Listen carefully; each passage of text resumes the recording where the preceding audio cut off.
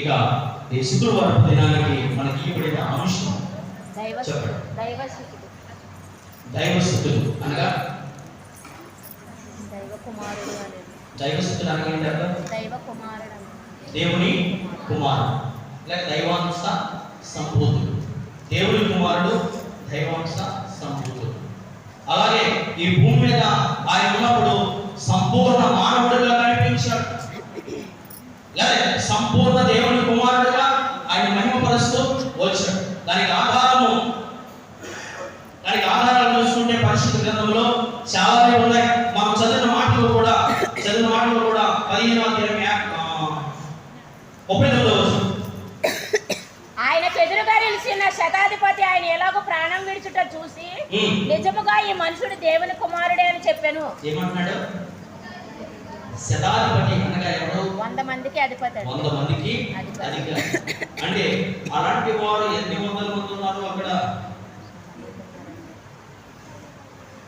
ఒక అధికారి ఏం చెప్తున్నాడు అంటే కనుక ఇతను నిజముగా దేవుని కుమారుడే. దేవుని కుమారుడే అంటే అక్కడ ఉన్నవాడు దేవుని కుమారుడిగా ఆయన్ని చూడలేదు. లేదు నన్ను బట్టి కాకపోతే నేను చేస్తున్న క్రియలను బట్టి నాకు చూడండి అని ప్రభు చెప్తున్నాడు.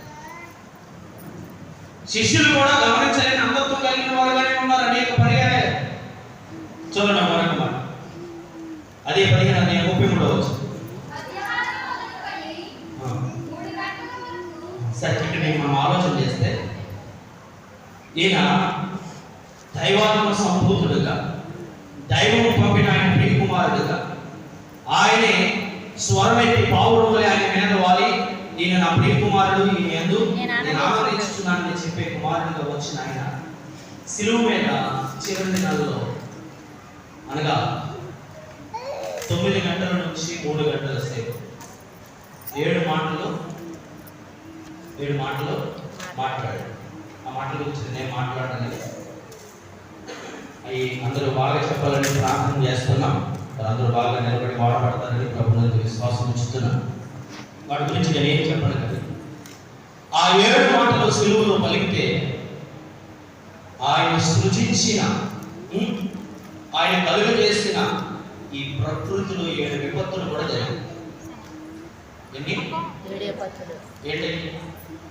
దేశమంతటా చీకటి అయిపోయింది. 7 విపత్తులు.